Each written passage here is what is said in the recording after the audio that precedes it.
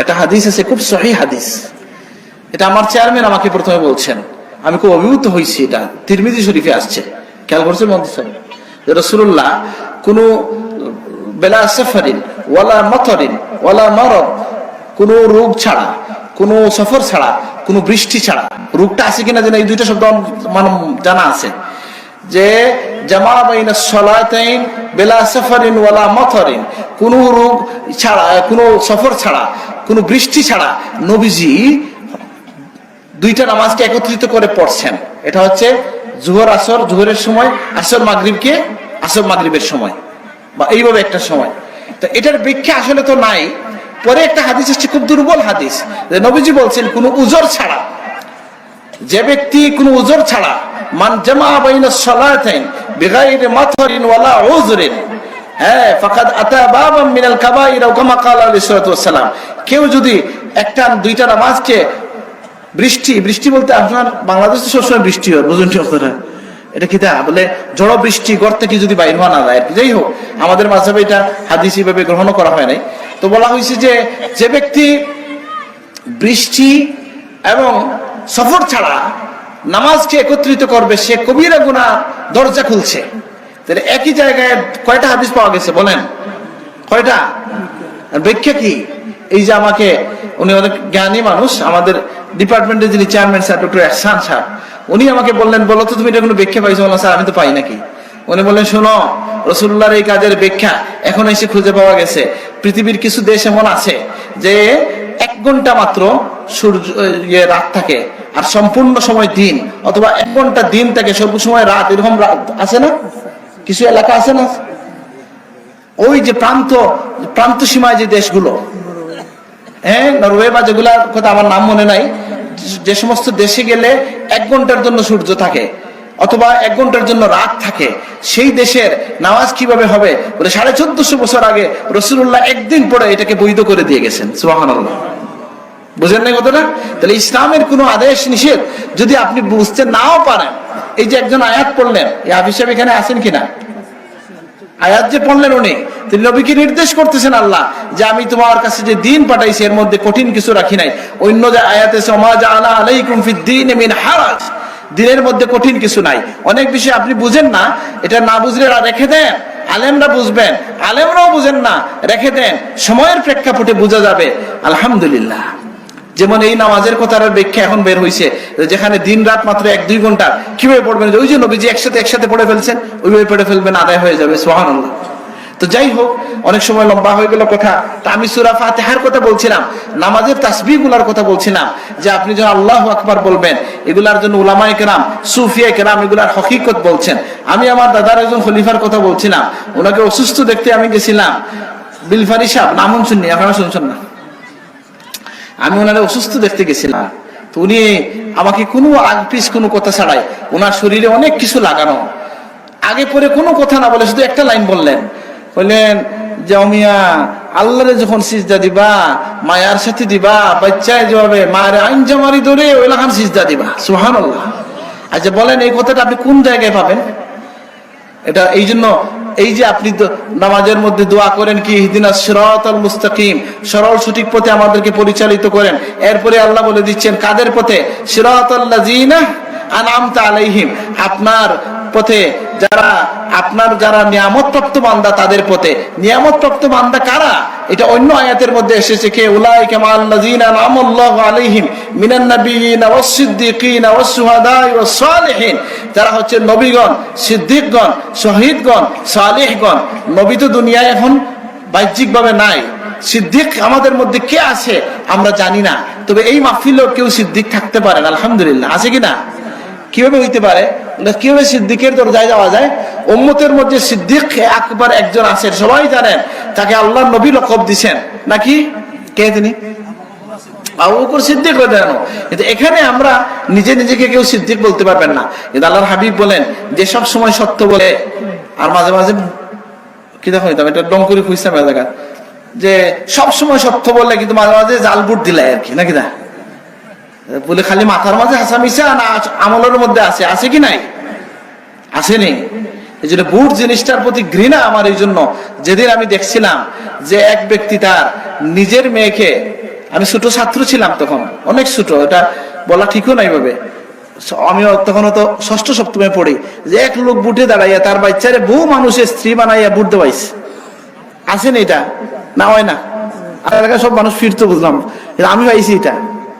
এখন এই যে একজনের নামে আরেকজন দেয়, এটা মিশা না আসা? হ্যাঁ। তো নবীজি বলতেছেন যে জীবনের সব ক্ষেত্রে যে সত্য চর্চা করে, সত্য বলতে বলতে হাত্তা তুকতাবু ইনদাল্লাহি সিদ্দিকা, সেই বান্দা আল্লাহর কাছে সিদ্দিকের তালিকায় তার নাম লেখা হয়ে যায়। সুবহানাল্লাহ। তো আমাদের মধ্যে এরকম মানুষ আছেন, আমরা এটা বিশ্বাস করি, কিন্তু তিনি কে আঙ্গুল দিয়ে আমরা দেখাইতে পারি না। এটা দেখানোর অধিকার ছিল কার? আল্লাহ রসুলের। আচ্ছা, তাইলে আপনি নবীদের পথে চলবেন, সিদ্দিকের পথে চলবেন, শহীদের পথে চলবেন। শহীদ জীবিত না মৃত? মানে এখন চলে গেছেন দুনিয়া থেকে। বাল আহইয়াউন ইনদা রাব্বিহিম ইরযাকুন, যেমনটা নবীগণ আল্লাহর কাছে জীবিত। আর বাকি আছেন সালেহীন। আয়াতটা কি? উলাইকা মাআল্লাযীনা আনআমাল্লাহু আলাইহিম মিনান নাবিয়্যিনা ওয়াস-সিদ্দীকিনা ওয়াস-শুহাদা'i ওয়াস-সালিহিন ওয়া হাসুনা উলাইকা রাফীকা। তারা খুব কত সুন্দর বন্ধু, তারা নবী, সিদ্দিক, শহীদ, সালেহ। এখন আমাদের মধ্যে আমরা যাদেরকে খুঁজে পাই তারা হচ্ছেন সালেহীন। সালেহীন কে? বলে যারা মানুষ আল্লাহওয়ালা। বলে আল্লাহওয়ালা উনি আসেন কি নাই এটা বোঝা যায় কিভাবে? বলে একটা গ্রামের মধ্যেও যদি আপনি দেখেন কোন মানুষ আল্লাহওয়ালা, মানুষের মুখে মুখে এটা রব উঠে যায় কিনা, চেনা যায় কিনা? চেনা যায়। সালেহীনদের কিছু আলামত আল্লাহ রাসূলও বলে দিয়েছেন, ইজা রুউ যুকিরাল্লাহ, যাকে দেখলে আল্লাহর কথা স্মরণ হয়। সুবহানাল্লাহ। আবার সালেহীন কারা? যাদের ব্যাপারে মানুষের স্বীকৃতি আছে, লাহুমুল বুশরা ফিল হায়াতিদ দুনিয়া। এর একটা ব্যাখ্যা হচ্ছে যে তারা যারা আল্লাহওয়ালা মানুষ, তাদেরকে মানুষের মুখে মুখে ভালো বলে, তাদের কথা চালু হয়ে যায়। তো এই জন্য বলছিলাম যে আমরা সূরা আল্লাহু আকবার বলছি, সুবহান রাব্বিয়াল আ'লা বলছি, সুবহান রাব্বিয়াল আযীম বলতেছি। এই কথাগুলো হ্যাঁ আমার সর্বোচ্চ রবের কাছে আমি মাথা নত করলাম। বলেন আপনি যদি এটা দাবি করে আল্লাহর কাছে বলেন যে আল্লাহ আমি তুমি সর্বোচ্চ রব, তোমার কাছে মাথা নত করলাম, দুনিয়ায় কোনো মানুষের কাছে যেন আমার মাথা নত না হয়। যে মানুষ সত্যিকারেই আল্লাহর কাছে মাথা নত করে, তার মাথা আল্লাহ সত্যিকারেই উঁচু করে দেন, তাকে সম্মানিত করে দেন। কারণ আপনি আপনার শরীরের সর্বোচ্চ অঙ্গ, সবচেয়ে সম্মানিত অঙ্গকে সবচেয়ে নিচুতে নিয়ে সবচেয়ে সুন্দর পদ্ধতিতে বলতেছেন যে আমি অধম, আমার আল্লাহ হচ্ছেন সর্বোত্তম। সুবহানাল্লাহ। সুবহান রাব্বিল আ'লা বলছি, আমরা সুবহান রাব্বিল আযীম বলছি, যে আমার মহান রবের জন্য আমি প্রশংসা কীর্তন করছি। এখন একটা প্রশ্ন আমি হবিগঞ্জ এটার জবাব দিছিলাম, যে একটা কথা মনে আসতে পারে অনেকের, যে আমরা যে বান্দা আছি, আমি এই কথা বলি শেষ করব, উসকুস করতেছে কেউ কেউ, বলবো আরো 2 মিনিট। তো এখন যে অনেকের মনে প্রশ্ন আসতে পারে যে আমরা যদি আল্লাহর বান্দা হইলাম, তা আল্লাহ কেন আমাদের থেকে শুধু আমার তার প্রশংসা শুনতে চান, তসবিহ, তাহলিল, জিকির? আল্লাহ কি এটার মুহতাজ? বুঝেন নাই? আমি যদি বলি সুবহানাল্লাহ, আল্লাহ খুশি হয়ে আমাকে মিজান পূর্ণ করে দেন, আলহামদুলিল্লাহ মিজান পূর্ণ হয়ে যায়, লা ইলাহা ইল্লাল্লাহ দুনিয়া পরিমাণ সওয়াব হয়ে যায়, যায় কিনা? বলে এত সওয়াব, এত কিছু দিয়া আল্লাহ আমাদের কাছ থেকে তার জিকির শুনতে চান কেন? আমি যদি জিকির না করি, আল্লাহ কি সুবহান না, পবিত্র না? আল্লাহু আকবার, আল্লাহ কি মহান না? আল্লাহর প্রশংসা কি কম পড়েছে? তাহলে আল্লাহ কেন জান যে আমরা যেন আল্লাহর নামে তসবিহ করি, তাহলিল করি, জিকির করি? তার ব্যাখ্যা দুনিয়া দিয়ে বোঝানো যায় যে যেহেতু আল্লাহ আমাদেরকে ভালোবেসে সম্মান দিয়ে সৃষ্টি করেছেন, এটার একটা ব্যাখ্যা এমন দেওয়া যায় যে বললেন তো দেখি, আপনার যে নাতি হইছে, সেই নাতি যে কিনা আপনাকে কথা বলতে শুরু করছে, আপনি তাকে বলেন বলো তো দাদা দাদা 5 বার 10 বার, অন্য মানুষ হলে বিরক্ত হয়ে যাবে, ঠিক আছে কিনা? আবার ওই লোক যদি বিদেশে থাকে, সৌদি আরবে থাকে বা কাতারে থাকে, যে বলে আমার বাচ্চার আওয়াজটা কি করো, রেকর্ড করে পাঠাও, কিভাবে ডাকে, কি বলে নাকি? বলে আমি জিজ্ঞেস করি যদি যে আপনার এই নাতি যদি আপনাকে দাদা না ডাকে, তা আপনি কি দাদা না? না দাদা। আপনার সন্তান যদি আপনাকে নাম বাবা না ডাকে, তাহলে আপনি বাবা না? বাবা তো। তারপরেও কেন শুনতে চান তার মুখে? বলে আমি তাকে ভালোবাসি, তার মুখে আমার নাম শুনতে চাই। আল্লাহ আপনাকে আমাকে ভালোবাসেন, এই জন্য আল্লাহ আমাদের জবানে তার জিকির শুনতে চান। এই জন্য আমরা, আল্লাহ বলছেন তোমরা জিকির করো আল্লাহর বেশি বেশি, জিকরান কাসীরা, বেশি বেশি জিকির করো, যেহেতু আল্লাহ ভালোবেসে সকল সৃষ্টির ঊর্ধ্বে রেখেছেন আমাদেরকে। ওয়ালাকাদ কাররামনা বানি আদম, আদমকে সম্মান দিয়েছেন আল্লাহ তাআলা, ভালোবেসেছেন আল্লাহ তাআলা। আমাদের জবানে আল্লাহ জিকির শুনতে চান। তো আমি কথা শেষ করলাম, আমার আহ্বান হচ্ছে প্রথমত যে আমরা এই যে মাহফিল করছেন আপনারা, যেটা সব এটাকে শুধু একদিনের মনে করবেন না।